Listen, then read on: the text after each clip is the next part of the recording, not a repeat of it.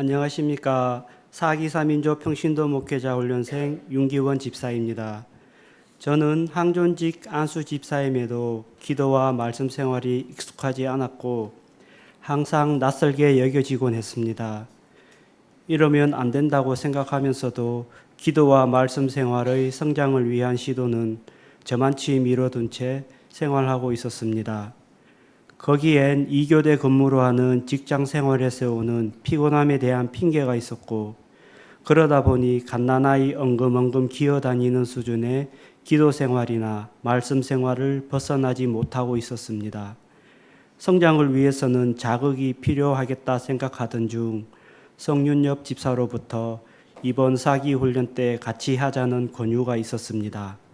주 단위로 변경되는 근무 시간으로 인해 풀타임으로 출석할 자신이 없었지만 그래도 혼자 하는 것보다 함께 할 믿음의 동료가 있을 때 하면 자의로든 타의로든 이럭저럭 물 흐르듯 해 나갈 수 있겠다 싶어 지원하게 되었습니다. 저의 평신도 목회자 훈련은 이렇게 시작되었고 이제 훈련을 마치면서 평신도 목회자로 부름을 받게 되었습니다. 훈련 과정에서 제가 경험하고 느꼈던 것들을 저의 기도 생활과 말씀 생활에 변화를 준 내용을 중심으로 나누고자 합니다. 훈련의 첫 번째 단계는 기도 습관을 세우는 기도 훈련이었습니다. 딸 아이는 작년에 소년부에서 어린이 3인조 교회 평신도 목회자 훈련인 어린이 다니엘 훈련을 받았고 이후 지금도 시간을 정해 꾸준히 기도하고 있습니다. 이런 딸을 보면서 아버지로서 내심 부끄러웠는데 이제 나도 기도의 습관을 세워 기도하는 아버지가 되리라 다짐하며 기도 훈련에 임했습니다. 기도의 주체가 내가 아닌 하나님이시라는 것을 배웠고 말씀을 붙들고 기도해야 함을 배우면서 훈련 끝까지 도와주시기를 하나님께 간구하였습니다. 기도하는 모세를 돕던 아론과 훌의 말씀을 가슴에 새기면서 기도의 습관을 세워 나갔습니다. 이 과정에서 훈련생 3인조 기도와 가족들끼리 드리기 시작한 가정 예배는 기도의 습관을 세워 나가는데 큰 힘이 되었습니다. 기도의 걸음마 수준을 벗어나기 위한 노력이 처음에는 어렵게 느껴졌지만 그때마다 모세와 아론과 훌을 생각하면서 나도 아론과 훌 같은 동역자가 될 수 있기를 바라며 마음을 다잡았습니다. 이렇게 되도록 같이 힘써주신 저의 소중한 3인조 교회 두 분, 신앙의 선배로서 잘 안 되는 것을 조언해 주시는 기둥 같은 김파람 지사님, 덮어두었던 성경책을 다시 펼 수 있게 해주신 김재윤 지사님께 감사드립니다. 훈련 2단계는 훈련 말씀으로 말씀의 레마화가 훈련의 목표입니다. 훈련 중에 레마라는 단어가 들어간 약 70개의 성경 구절을 모두 뽑아서 레마의 특징을 우리 훈련생들 스스로 정리하는 과정이었습니다. 그 70개의 구절은 위로와 소망을 주는 말씀도 있지만 어떤 말씀은 책망과 경고의 말씀도 있었습니다. 그 말씀 중 한 구절이 저를 너무나도 부끄럽고 심히 두렵게 만들었습니다. 마태복음 12장 36절입니다. 내가 너희에게 이르노니 사람이 무익한 말을 하든지 심판날에 이에 대하여 신문을 받으리니 사람이 무슨 악한 말을 하든지라는 말 속에 있는 무익한 말의 말이란 단어가 바로 레마였습니다. 부끄러움과 두려움을 느낀 것은 이 말씀을 읽는 순간 말과 관련된 저의 과거가 떠올랐기 때문입니다. 직장 동료에게 했던 말들, 심지어 하나님께 보내주신 아내에게도 의도치 않게 수많은 상처를 주었기 때문입니다. 마태복음 말씀은 작은 실수에도 위로와 격려보다는 송곳같이 찌르는 아픈 말과 행동에 대해 대수롭지 않게 행해왔던 저를 보여주고 있었습니다.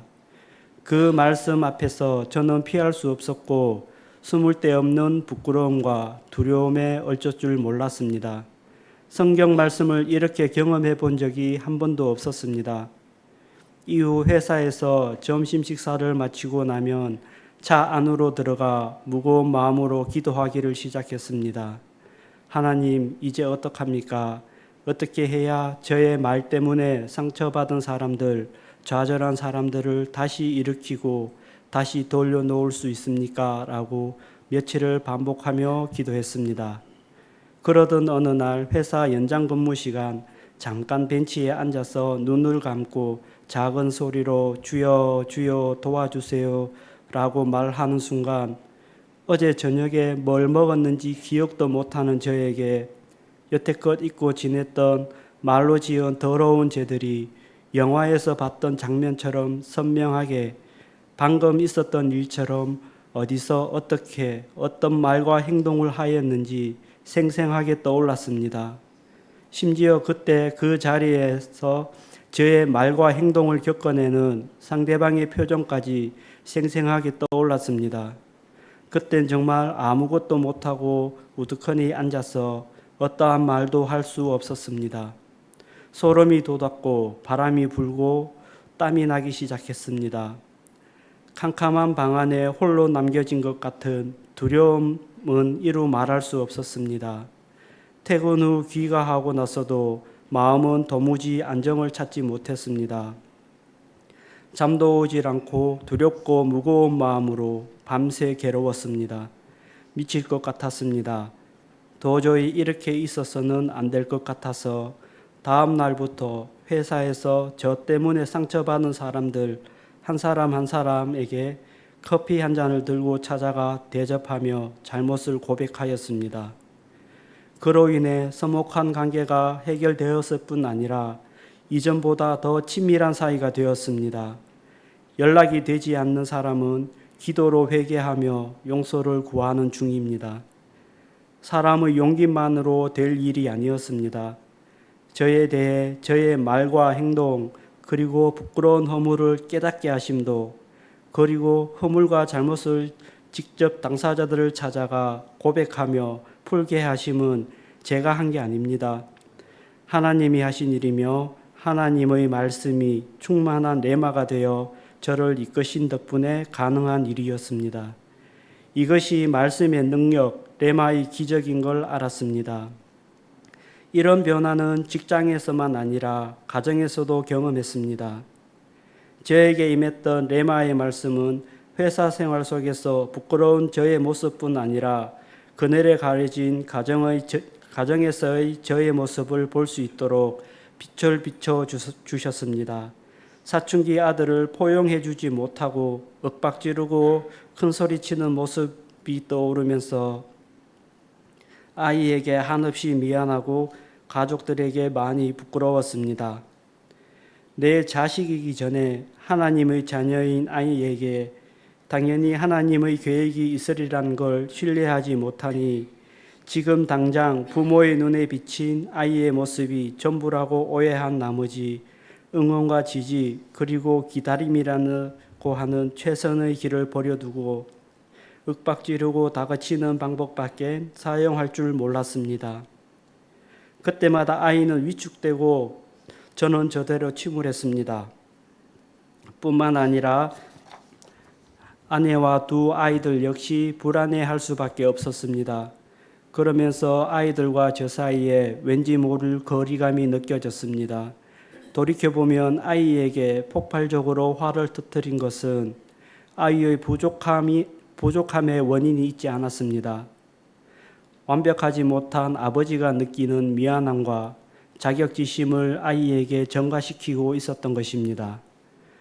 화를 내곤 미안한 마음으로 다시 말을 건네곤 했지만 완벽하지 못한 아버지로서의 열등감이 한없는 사랑과 아버지의 응원과 지지가 필요한 아이에게 상처가 되고 있었다는 걸 깨달았습니다.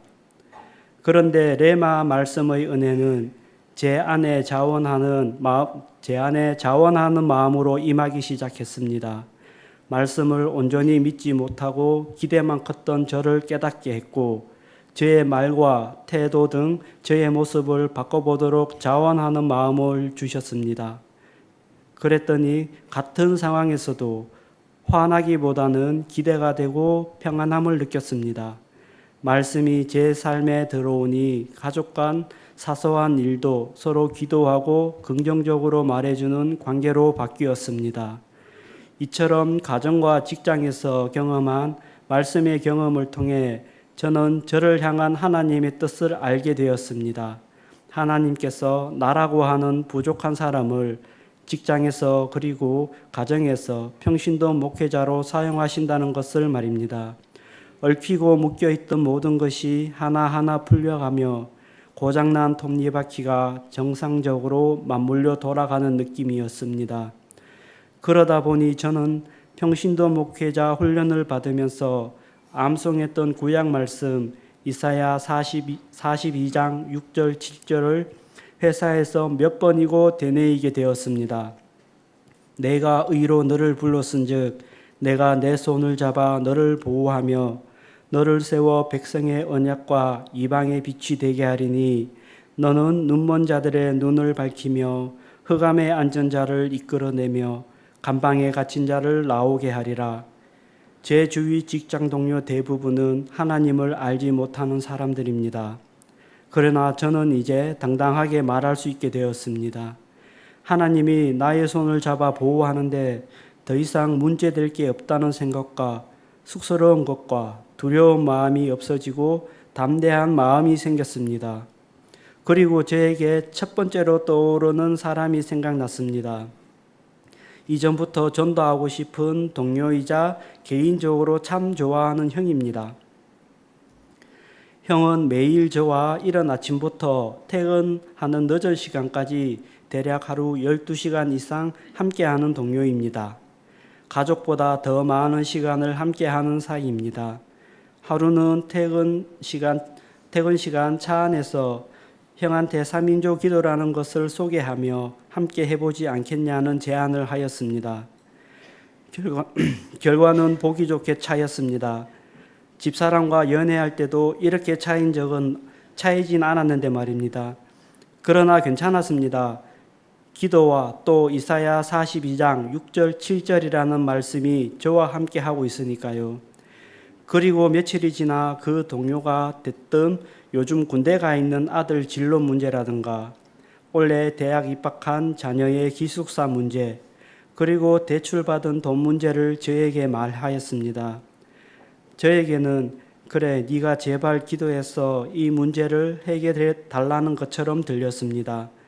이전에 저였으면 대충 듣고 그래서 어떡합니까? 라고 흘려보냈는데 그때는 너무 흥분되고 기쁜 마음으로 형님 제가 기도할게요. 기도하면 하나님의 때에 이르면 해결해 주실 겁니다. 라고 말씀드렸더니 저보고 제발 열심히 기도해라 라고 장난스럽게 말하는 것입니다. 그리고 헤어질 때 웃으면서 고맙다라고 말합니다. 그때 들은 고맙다는 그 한마디는 지금까지 살면서 들었던 고맙다라는 말 중에 세 손가락 안에 들 정도로 기뻤고 하나님께 감사했습니다. 요즘도 그 동료와 함께 같이 예배 드릴 날을 기다리며 하나님께 예배하신 시간과 사건으로 이루어 주실 것을 믿고 기도하고 있습니다. 평신도 목회자 훈련 이전의 저의 기도 생활은 내세울 것이 없었고 말씀 생활은 빈약함 그 자체였습니다. 하지만 훈련의 시간을 지나면서 습관을 따라 기도하는 기도의 걸음마가 시작되었고 말씀은 레마의 차원에서 흘러나오는 충만을 알게 되었습니다.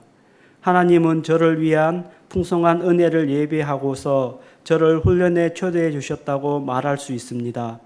제가 직장 생활의 피곤함을 핑계로 훈련을 거절했다면 한 번도 경험하지 못한 이런 은혜는 맛보지 못했을 것입니다. 아직 교육을 받지 못하신 성도님들, 하나님께서 손 내밀고 계십니다. 꼭 잡으세요. 하나님께서 손을 잡아 보호하시며 성도님들을 세우실 것입니다. 절대 후회 없으실 것입니다. 끝으로 이 자리에 저를 세워주신 하나님께 영광을 돌립니다.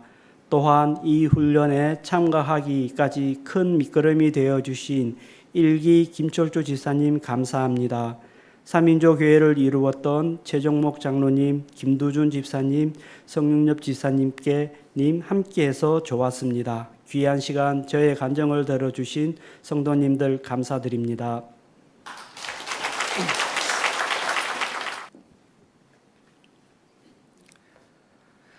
사기 평신도 목회자 훈련을 수료한 유인주 권사입니다. 작년 5월 5일은 제가 안강 영락교회에 새 가족으로 등록한 날입니다. 안강으로 이사를 오면서 말씀이 살아있는 사랑의 공동체를 찾던 중 하나님이 저를 이곳으로 인도하셨어요. 제 기도대로 영락교회는 목사님을 중심으로 전 교인이 모이기를 즐거워하고 말씀을 사모하며 성도 간의 사랑이 넘치는 교회였습니다. 이러한 영적 분위기는 저로 하여금 새 힘을 얻게 하고 교회의 여러 기관에도 잘 정착할 수 있게 했답니다. 이후 주일 예배, 찬양 예배 시간에 행해진 3기 평신도 목회자 훈련 수료생들의 간증을 들으면서 3인조를 통한 숱한 감동과 하나님의 놀라우신 계획과 은혜를 함께 느낄 수 있었습니다. 감사하게도 이번엔 제가 이 자리에서 간증을 하고 있고요.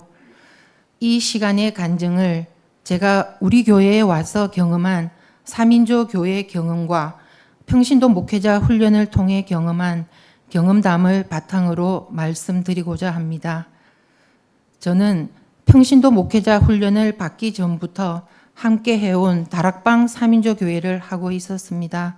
3인조 교회로 모일 때마다 3인조 교회 사역의 가장 큰 역할과 사명, 최고의 장점은 영적 연합이라고 느껴왔습니다. 이런 생각은 평신도 목회자 훈련을 받으면서 더 분명하게 확인되었습니다. 훈련은 권은혜 집사님, 배지영 집사님, 원연서 집사님과 함께 훈련생 3인조 교회로 조직되면서 진행됐습니다. 1단계 기도 훈련을 통한 모세와 아론과 훌의 영적 연합의 이야기는 평신도 목회자들의 사명과 3인조 교회의 역할에 대해 제대로 깨닫게 했습니다. 여호수아가 이끄는 이스라엘 백성이 아말렉과 싸울 때 아론과 훌이 모세를 도와 함께 격려하며 기도할 때라야 비로소 승리가 주어졌습니다. 서로의 믿음과 신앙을 견고히 함에 있어 3인조와 같은 영적 연합의 기도가 얼마나 중요한 역할을 하는지를 잘 말해주고 있습니다. 전도서 4장 12절 말씀, 한 사람이면 패하겠거니와 두 사람이면 맞설 수 있나니 새 겹줄은 쉽게 끊어지지 아니하느니라 하신 말씀이 생각났습니다. 이 새 겹줄은 하나님과의 관계, 즉 영적 연합으로 형성된 3인조 교회의 견고함을 떠올리게 합니다. 말씀 나눔과 찬양, 기도로 진행되는 3인조 교회는 마태복음 18장 20절 두세 사람이 내 이름으로 모인 곳에는 나도 그들 중에 있느니라 고 말씀하신 주님이 함께 하시는 시간이었습니다. 두세 사람이 모이는 단순한 모임의 차원을 넘어 3인조의 현장이 강력한 영적 연합을 이룰 수 있는 것은 3인조가 친밀함 가운데서 모이기 때문이라고 생각합니다. 하나님을 중심으로 하나님의 말씀을 중심으로 한 3인조의 영적 친밀함의 훈련은 바로 2단계 말씀 훈련을 통해서였습니다. 말씀의 레마화를 통해 레마의 말씀으로 각자 자신을 비춰보고 돌아보면서 저마다 받은 은혜를 나누는데 그 과정에서 내밀한 기도 제목도 함께 나누고 함께 중보하고 기도하면서 하나님 주시는 위로와 평강을 얻을 수 있었습니다. 사기 훈련생으로 이루어진 3인조는 네 사람 모두 연령대 차이가 컸음에도 오히려 신앙의 선후배로, 인생의 선후배로 더욱 서로를 챙기고 위에서 전심으로 중보기도해 왔는데 그 모습들이 너무 아름다웠습니다. 조원 모두 같은 교회 성도라는 차원을 넘어 친형제 자매와 같은 깊은 친밀감을 느끼게 된 데는 레마로 임하는 하나님의 말씀을 받아들이게 해주고 그 말씀 앞에 머무는 삶이 생활화되고 있었기 때문이라고 생각합니다. 그렇게 하나님 주신 말씀의 은혜를 나누고 조언들의 기도 제목들을 두고 합심하여 기도할 때 하나님은 나를 회복시키고 말씀을 붙들고 능히 세상을 이길 수 있는 힘을 주셨습니다. 3단계 자기 부인과 십자가의 도의 훈련은 지금까지의 저의 신앙 여정을 돌아보게 해주는 참으로 고마운 시간이었습니다. 지난날에 저의 신앙은 주님에 대한 의리를 지키는 면이 느슨했었습니다. 약할 때 강함 되시는 주님이심을 말은 하지만 자기 부인과 십자가의 길이라고 하는 언약적 삶에 대한 진지한 고민이 부족했고 그 실천이 더욱 부족했습니다. 오직 예수, 오직 말씀, 오직 은혜는 외치면서도 그 은혜가 의리로 이어지지는 못하고 있었습니다. 권사로서 성도와의 교제, 봉사와 섬김에는 헌신했으나 기도와 말씀 집중, 전도와 선교 등 하나님 자녀로서의 본질적인 부분에 대한 실천이 너무 미흡했습니다. 저 혼자만의 은혜요, 저 혼자만의 주님이실 뿐 아직 하나님을 모르는 사람들에 대한 긍휼과 애통은 희미했습니다. 참 부끄러운 모습 투성입니다. 이번 평신도 목회자 훈련은 그들, 즉 교회를 떠난 신앙의 난민들에게 다가가는 것, 더 나아가 교회의 울타리 너머에 있는 구도자들에게 다가가는 것이 주님의 은혜에 대한 의리요, 믿음이란 것을 가르쳐 주셨습니다. 부족한 제가 사기 평신도 목회자 훈련을 수료하고 이젠 3인조 교회를 개척하고 리더의 역할을 해야 합니다. 3인조 교회를 타 교인들에게 소개했을 때 그들은 평신도 목회자의 3인조 리더 역할이 어렵고 부담스럽다고 했으며 서로가 아주 내밀한 기도 제목까지도 과연 나눌 수 있는지 의문스러워 했습니다. 물론 쉬운 일은 아닐 겁니다. 그래서 이런 훈련을 통해 평신도 목회자를 세우는 거겠지요. 평신도 목회자 훈련을 받는 과정 중에 우리는 하나님이 우리에게 능력 주시사 우리를 리더로 세워가고 계심을 느낍니다. 그분이 원하시고 기뻐하시는 일을 앞장서 행할 우리들이기에 분명 하나님은 축복하시고 우리의 부족한 부분을 채워주실 것입니다. 훈련은 수료했지만 아직 리더로서 다소 힘든 부분이 있다면 기존에 속해 있던 3인조 교회를 통해 자체적 리더 역할을 몇 번이고 수행해 보고 조언들의 피드백을 받아보는 것도 좋을 듯 합니다. 말씀에 근거한 나의 뜻이 아닌 하나님의 뜻을 구하는 기도를 분별할 줄 알고 말씀을 레마화할 수 있는 영적 지혜를 강구합니다. 또한 언약적 삶에 대해 아멘으로 순종하면서 하나님의 헤세드를 기대합니다. 교회 등록 1년을 조금 넘긴 시점에서 평신도 목회자 훈련을 수료하고 목사님이 늘 강조하시는 25년 전교인 3인조 참여에 평신도 목회자 리더로서 동참할 수 있게 하신 하나님께 감사드립니다. 국내외의 타 교회로 3인조 전파에 여념 없으신 담임 목사님의 사역에 더하여 우리 내부적으로도 3인조 교회 사역을 전담하고 지원하는 부서를 두어 시너지 효과를 내면 어떨까요?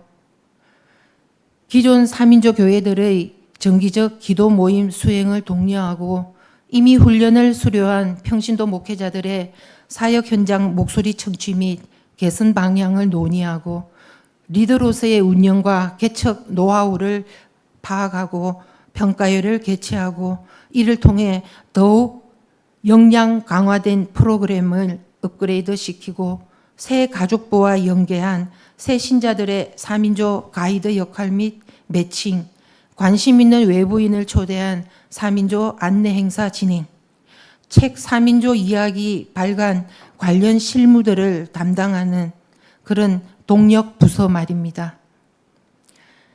25년 하나님은 욥기 23장 10절 내가 가는 길을 그가 아시나니 그가 나를 단련시킨 후에는 내가 순금같이 되어 나오리라는 말씀을 주셨습니다.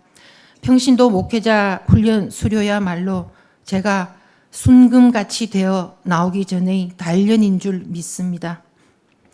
3인조 교회는 항상 깨어 기도하며 은혜의 자리에서 전도자의 삶을 살게 합니다. 평신도 목회자 훈련을 수료한 만큼 훈련 과정과 내용에 충실한 3인조 교회를 개척하고 싶습니다. 세 사람이 함께하고 세상을 밝히는 빛과 소금의 역할을 하겠다는 의미로 세명교회라 이름하고 싶습니다.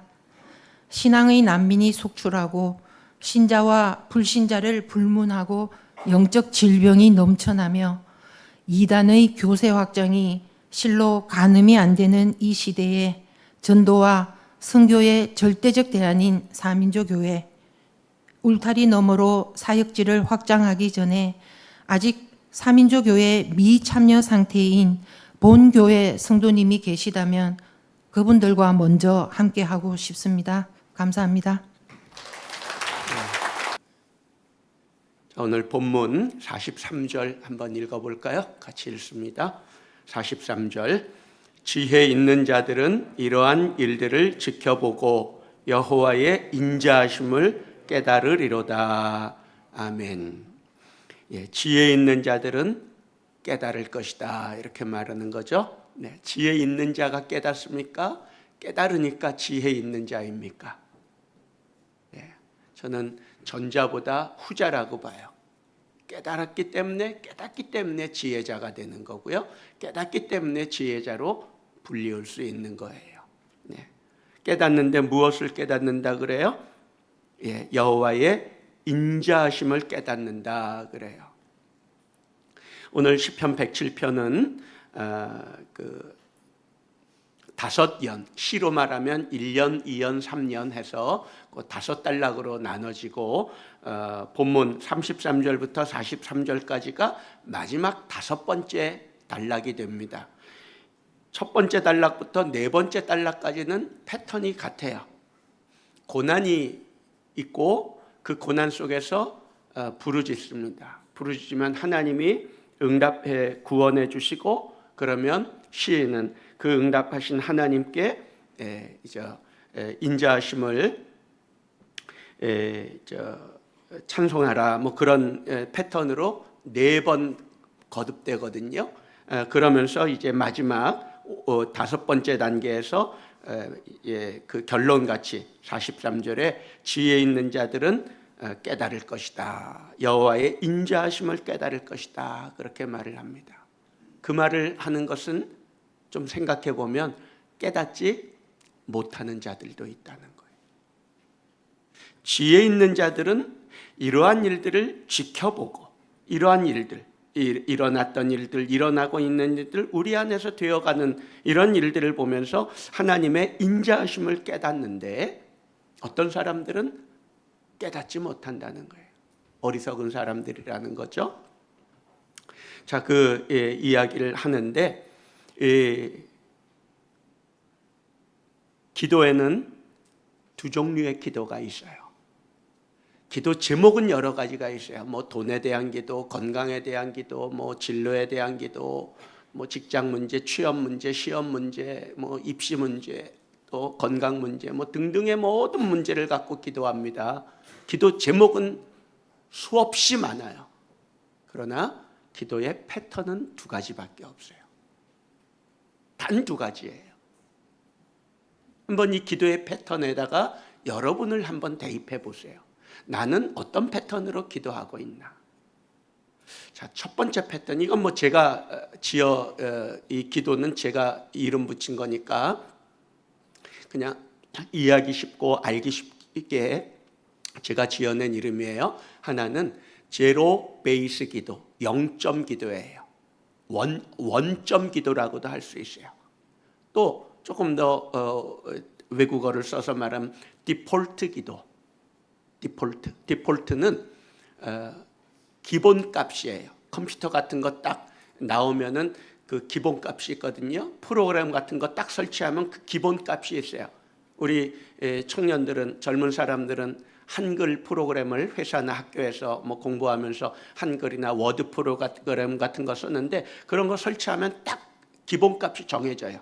한글은 그 글자체가 뭐 함초롱체로 뭐 10포인트 이게 딱 세팅돼 있어요. 이게 디폴트라는 거예요. 이게 싫으면 내가 바꾸면 돼. 글자를 키울 수도 있고 다른 서체로 바꿀 수 있고. 저는 서울체가 좋아서 서울 한강체, 남산체 뭐 이런 서체를 사용하는데, 그게 이제 제가 바꾸는 거예요. 제가 마음에 드는 걸로 바꾸는 거고, 바꾸지 않으면 원래 프로그램 깔면 딱 그거 디폴트 값이, 기본 값이 있어요. 그걸 기본 값이라, 디폴트라 이렇게 부르거든요. 포맷하고는 달라요. 포맷은 아예 그 프로그램을 지워버리는 것이 포맷이면, 디폴트는 설치했을 때 기본 값이 디폴트예요.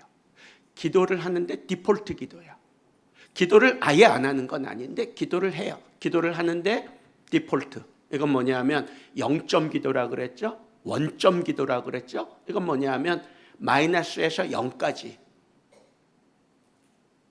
그러니까 마이너스 상태를 기도해서 0을 만드는 거예요. 원점을 가는 거예요. 병들었으면 기도해서 건강한 거. 가난하면 기도해서 뭐 손해본 거 복구하는 거. 예를 들어 뭐 주식하는 사람들이 열심히 기도해서 왕창 손해봤는데 정말 기도하다 보니까 복구가 됐어. 그럼 뭐 그런 식의 기도. 그게 0점 기도, 원점 기도고요. 이런 기도하는 거. 이게 디폴트 기도라고 저는 이름을 지었어요.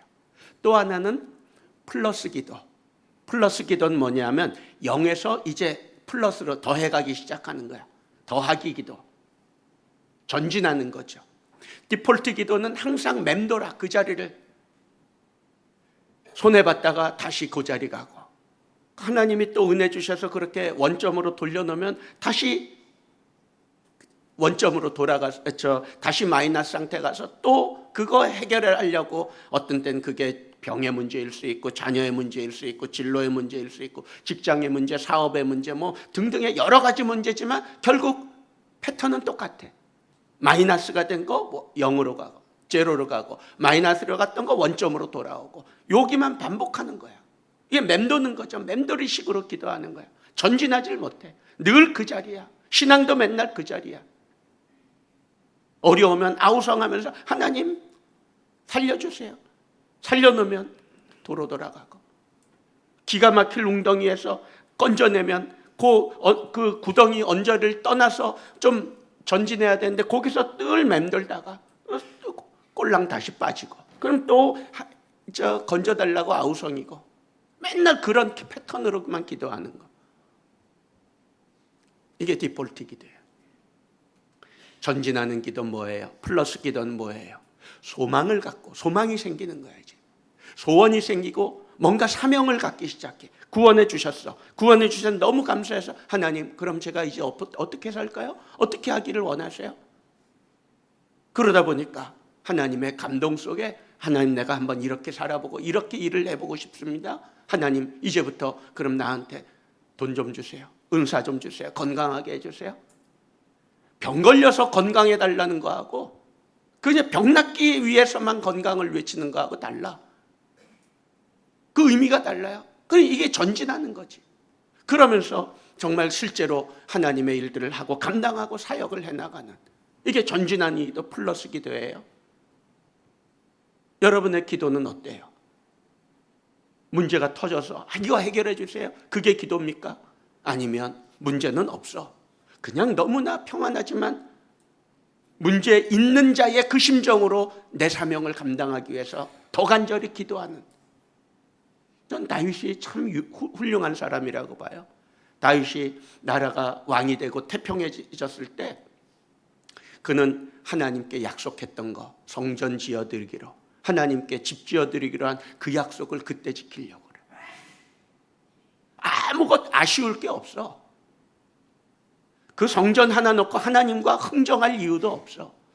그러나 자기가 그렇게 쫓겨다니고 고생할 때 그 초막에 숨어 있으면서 하나님의 집을 그리워하고, 그러면서 내가 나중에 왕이 되면 하나님께 하나님의 집 하나 지어드려야겠다. 하나님이 뭐 집이 없어서 집을 지어드리겠다 그래요? 그 마음이지. 그리고 실제로 왕이 됐어. 그 피난민 생활, 방랑객 생활 다 끝마치고, 그리고 왕이 되고 나서 나라는 태평하고 주변 나라 다 제압하고 아무것도 아쉬울 게 없는데, 그때 하나님께 약속했던 그거를 기억하고, 하나님 이제 그 일 좀 해보겠습니다. 그걸 감당하겠습니다. 전 다윗이 너무 훌륭하다고 봐요. 그런 기도, 그게 플러스 기도란 말이에요. 맴돌이식으로 문제가 생기면 이 문제만 해결하려고 하지 말고, 해결해주면 또 다른 문제를 갖고 또 기도하고, 언제까지 문제 속에서 살 거예요? 이제는 해답이 되고 해결사가 되고, 내 문제가 아니라 누군가의 문제를 해결해주는 해답이 돼야죠. 그게 3인조잖아요. 그거를 위해서 기도하고, 그래 기도의 파트는 이 두 가지밖에 없어요. 수많은 기도가 있는 것 같지만 여러분이 갖고 있는 기도 제목도 정리해봐요. 이 둘로 딱 나눠서, 나는 멘도리식 이 디폴트 기도가를 많이 하고 있나? 아니면 내가 정말 하나님을 위해서 이런 일을 해보고 싶다고 하나님께 나의 꿈을 아뢰고 소원을 아뢰면서 소망과 소명을 갖고 기도하는 제목이 많은가? 그런 사람이 많지 않아요.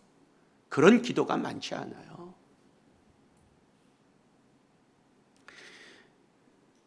시편의 이 107편에서 언급되고 있는 그 1편부터 1절부터 32절까지는 바로 디폴트 기도하는 사람들을 말해요.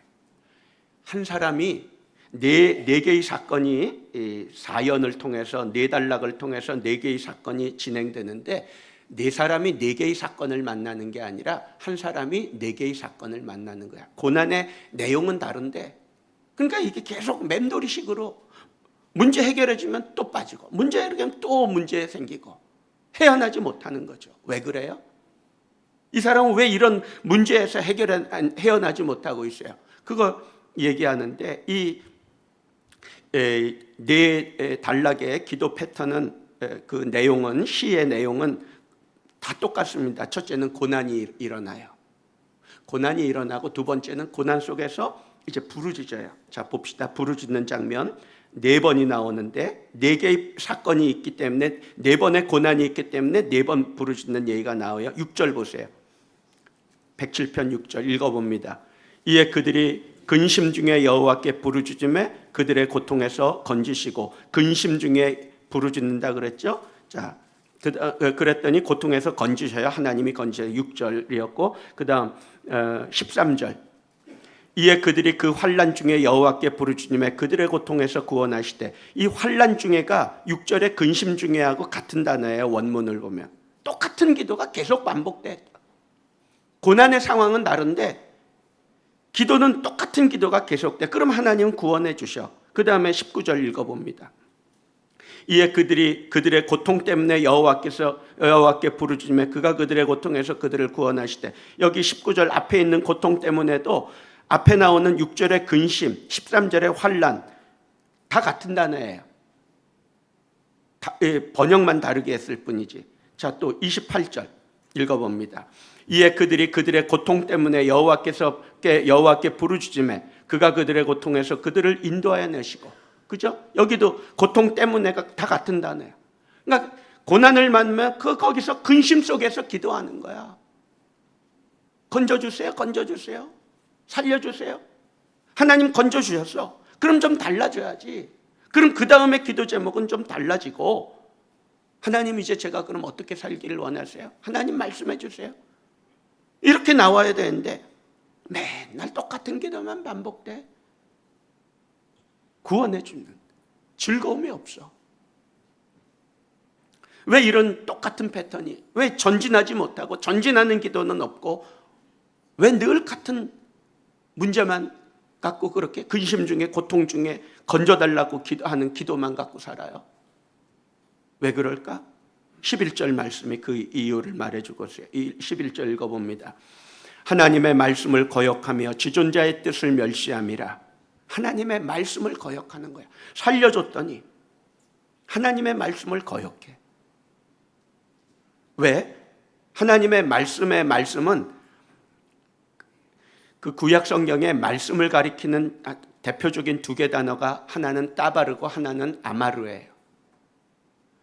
신약으로 넘어가면 하나님의 말씀을 가리키는 게 로고스가 있고 레마가 있는데, 따바르 말씀은 로고스하고 통하고 아마르는 레마하고 통해요. 여기 말씀은 하나님의 말씀을 거역하며, 이 말씀은 아마르를 가리켜 레마를 가리키는 거예요. 신약으로 하면 하나님이 하시는, 그 사람에게 하시는 말씀인데 그 사람이 그 말씀을 거역하는 거야. 거역했다는 단어의 뜻은 쓰다는 뜻을 갖고 있어요. 마라에 쓴 물 그러죠. 쓴 거야. 하나님의 말씀이 써. 하나님의 말씀이 쓴 사람 신앙이 좋아요, 나빠요? 좋을 리가 없지. 좋을 수가 있나? 음식 맛이 쓴 사람은 건강한 사람이에요? 건강에 안 좋은 사람이에요? 무엇을 먹어도 맛있다, 달다, 이렇게 맛있네. 가리는 게 없어. 상 위에 뭐가 올라와도 다 먹을 수 있어. 근데 아프기 시작해봐요. 요건 안 돼, 저건 안 돼. 요건 이래서 안 돼, 저건 달아서 안 돼, 짜서 안 돼. 다 걸러내니까 먹을 거 뭐 아무것도 없어. 겨우 먹는 것도 입맛이 써. 병들면 그러잖아요. 신앙은 하나님의 말씀이 달아야지 돼. 이제 오늘 오후에 간증하는 한 분의 간증을 들어보세요. 이분이 훈련을 받아. 왜 훈련받나? 보니까 평신도 목회 훈련에서 목사님이 무슨 말씀을 하시나 그게 너무나 듣고 싶대. 하나님의 말씀을 그렇게 사랑하고 사모하는 거예요. 그 사모하는 마음이 훈련을 받게 만드는 거예요. 하나님의 말씀이 달아야죠. 송이꿀보다 더 달아야지. 그게 건강한 신앙이죠. 근데 하나님의 말씀의 레마는 나한테 주시는 말씀이라고 그러잖아요. 그 레마의 말씀이 자꾸 찌르는 말씀으로 들려. 듣기 싫어. 그러니까 그 말이 써. 그러니까 거역하는 거지. 하나님이 구원해 주시고 은혜를 주셨으면 들어야 되는데 안 들어. 듣기 싫어하는 거야. 그 다음에 지존자의 뜻을 멸시했다 그러죠. 지존자는 최고를 가리키는 거야. 지존. 북한의 김일성, 김정은 그 위에 지존이라 그러잖아요. 그 이름도 똑같은 이름 쓰면 안 되고. 왜? 똑같으니까. 그 위엔 아무도 없어야 되니까. 그게 지존자거든요. 여호와 하나님이 지존자인데 하나님의 뜻을 멸시해. 그 뜻이라는 단어는 시편 1편 1절에 보면 복 있는 사람은 악인의 꾀를 쫓지 아니하며 할 때 그 꾀와 같은 단어 애자라고 하는 단어인데, 지존자, 최고 지존의 뜻을 멸시하니까 지존하지 않은 자의 꾀를 따르기 시작해. 타협하는 거지. 지존자, 그러니까 군대로 말하면 최고사령관 명령이 있는데 최고사령관 명령 안 듣고 그 밑에 있는 자기가 듣기 좋아하는 할 수 있는 그 정도 명령하는 그 지휘관의 말을 들으면서 순종했다 그러는 거와 똑같아. 이게 누구예요? 사울 왕이 이랬지. 아말렉 다 죽여라 그랬더니 대충 죽여놓고 짐승들 좋은 거 살려놓고 자기가 순종했다고 오리발 내밀고 있어. 그게 바로 지존자의 뜻을 멸시하는 거예요. 하나님의 말씀, 나한테 하는 그 레마의 말씀을 듣기 싫다고 안 들으려고 그래. 그러니까 결국은 대안을 제시하는 거죠. 하나님, 이러면 안 될까요? 그 대안은 좋은 대안이면 좋겠는데 나쁜 대안이야. 이건 악이야, 꾀야. 그러니까 결국은 늘 전진하지 못하고 늘 같은 패턴의 기도를 계속 반복하는 거야. 어제도 그랬고 작년에도 그랬고 지금도 그렇고 앞으로도 그럴 거야. 왜 그래요? 43절에 보면 뭐라 합니까? 여호와의 인자하심을 깨달으리로다. 여호와의 인자를 깨달아야 되는데 깨닫질 못해. 깨닫지 못하는 게 아니야. 안 깨닫는 거지. 깨닫고 싶지 않은 거지. 왜? 깨달으면 자기를 바꿔야 되거든. 자기가 달라져야 되거든. 근데 그거 달라지는 게 싫어. 그러니까 자기 고집, 자기 생각, 자기 철학, 자기 방식, 자기 고집, 자기 계획 이걸 내려놓을 생각이 없어. 그러니까 타협하고 하나님 그걸 내려놓으라는 하나님의 말씀이 그 레마가 쓰게 들리는 거지. 그러니까 맨날 똑같은 기도, 벗어나지 못하고. 그러나 시인은 말합니다. 여호와의 인자하심을 깨달으라. 43절은 참 특별해요. 거기 이 시의 패턴을 보면 구원하신 뒤에는 반드시 8절 말씀 보시겠어요? 8절 말씀 읽어봅니다. 여호와의 인자하심과 인생에게 행하신 기적으로 말미암아 그를 찬송할지로다. 또 15절에도 보면 인자하심과 기적으로 말미암아 찬송하라. 또 21절에도 보면 인자하심과 기적으로 말미암아 그를 찬송할지로다. 31절에도 보면 인자하심과 그 기적으로 말미암아 찬송하라 그랬는데 43절에 가서는 기적은 다 빠졌어. 기적은 뺐어. 기적은 없어. 왜 그래요? 기적 아무리 경험하면 뭐해? 하나님의 인자를 모르는, 하나님의 은혜를 모르고 하나님의 헤세드를 모르고. 그러니까 은혜를 모른다는, 헤세드를 모른다는 건 아멘을 모른다는 거죠. 언약 얘기를 하는 거잖아요. 의리 없는 거지. 그러니까 맨날 같은 패턴으로 하나님은 그를 살리고 그를 전진하고 그를 나아가게 하기 위해서 계속 그 말씀을 주셔서 인도하고 있는데 그 말씀을 거부하고 자기 마음대로 제 갈 길을 가니까 결국은 또 빠지고 또 꼴랑 빠지고 여기서 언제는 저기 가서 빠지고 맨날 전진은 못하고 맴돌이식으로.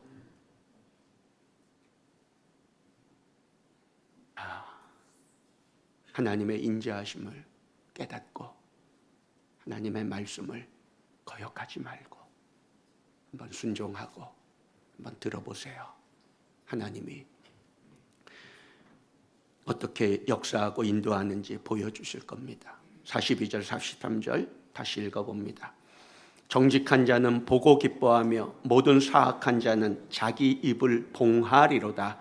지혜 있는 자들은 이러한 일들을 지켜보고 여호와의 인자하심을 깨달으리로다. 기도합시다. 은혜로우신 아버지 하나님, 맥주절을 맞이하여 지난 6개월을 돌아봅니다. 또 지금까지 우리가 어떻게 기도하고 있는지 우리의 기도의 패턴을 돌아봅니다. 이제는 전진하는 기도, 더하고 플러스 나아가는 기도를 할 수 있게 하옵소서. 우리가 무엇을 해야 합니까? 어떻게 살아야 됩니까? 주를 위해서 이 3인조 사역을 어떻게 발전시켜야 되겠습니까? 가르쳐 주시옵소서. 여기에 은혜를 더하시고 인자를 더하시며 또 그것이 기적이 되고 그 기적이 상식이 되게 하옵소서.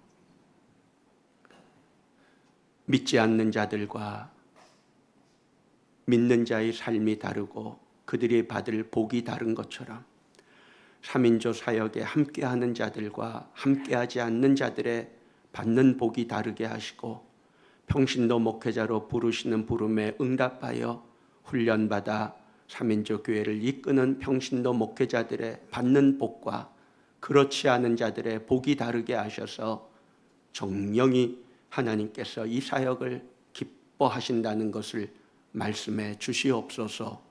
예수님의 이름으로 기도하옵나이다. 아멘.